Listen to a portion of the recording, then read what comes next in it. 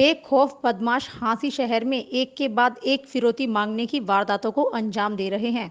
सोमवार को दड़ा बाजार में स्थित जनरल स्टोर मालिक से 10 लाख रुपए की चौथ मांगने का मामला सामने आया है।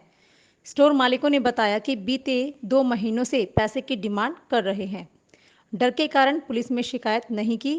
घटना की जानकारी मिलते ही व्यापारी नेता मार्केट में पहुंच गए।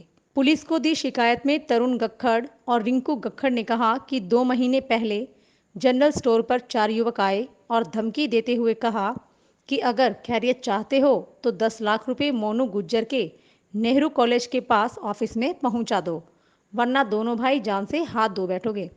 ये पूरी घटना सीसीटीवी कैमरों में भी कैद हो गई।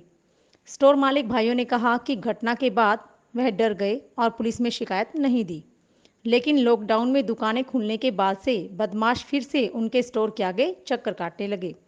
तरुण और रिंकू ने बताया कि बीती रात करीब 9:30 बजे वह लाल सड़क से तिकोना पार्क पर रिश्तेदार के मिलने जा रहे थे। इसी दौरान बाइक पर आए 4 बदमाशों ने पीछा करना शुरू कर दिया और लाल सड़क पर पीरू हलवाई की दुकान के पास रोक लिया और पिस्तौल तानकर जान से मारने की धमकी देते हुए 10 लाख रुपए की फिरौती मांगी। मेरा नाम है तरुण। तो जी लॉकडाउन होने से एक हफ़्ता पहले की बात है।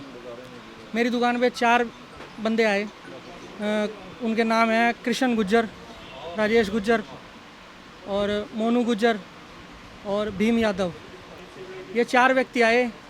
हम दोनों भाइयों को बोले, हम 2 भाई हैं, हम दोनों को बोले कि 10 लाख रुपए मोनू गुज्जर के ऑफिस में पहुंचा दियो, नेहरू कॉलेज वाले में, नहीं तो तुमको जान से मार देंगे और अपना हिसाब किताब लगा लियो। हमने हाथ भी जोड़े, लेकिन ये कह के वो चले गए। उसके बाद ये लॉकडाउन होने से एक हफ़्ता पहले की बात है। उसके बाद लॉकडाउन हो गया, हमने कुछ नहीं करा।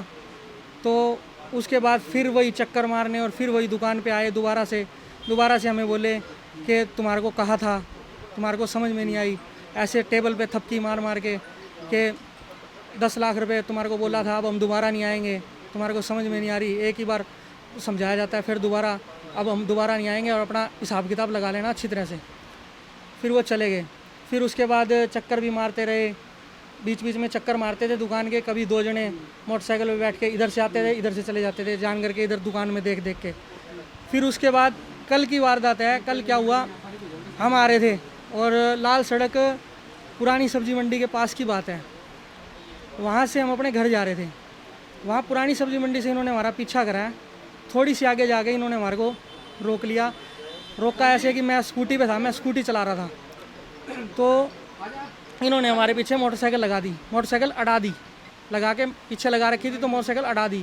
मोटरसाइकिल अड़ाने के बाद मुझे कहते हैं, रे पंजाबियों तुम्हारे को समझ नहीं आती क्या, तुम्हारे को कहा था 10 लाख रुपये मोनू के ऑफिस में पहुँचा दो, तुम्हारे को समझ में नहीं आ रही। फिर इतनी देर में ये बात बोल के पिस्टल निकाल ली। पिस्टल निकालने के बाद हम घबरा गए। उनके पास शायद चारों के पास हथियार थे। हम घबरा गए। घबराने के बाद मेरा घर नज़दीक पड़ता है, मैं फटाफट अपने घर चला गया। घर जाने के बाद मैंने फटाफट ताला बंद कर लिया और अपना अंदर घर में रहा। फिर उसके बाद 9:30 बजे के आसपास की वारदात है। फिर मैंने 11 बजे के आसपास में किला बाजार चौकी के अंदर एप्लीकेशन दी है। अभी हमें पता लग गया है, प्रशासन का अगर कुछ कार्रवाई, बढ़िया कार्रवाई करेगा तो हमने क्या करना है, हमने तो प्रशासन से गिरफ्तारी और उनको सख्त से सख्त सज़ा दिलवानी है। अगर पुलिस पूरी कार्रवाई करती है, बढ़िया ढंग से कार्रवाई करती है, तो हमने क्या व्यापार मंडल के एक्शन लेना। व्यापार मंडल तो व्यापारी के साथ खड़ा है, उसकी हिफाजत के लिए। गुंडागर्दी नहीं होने देंगे शहर में।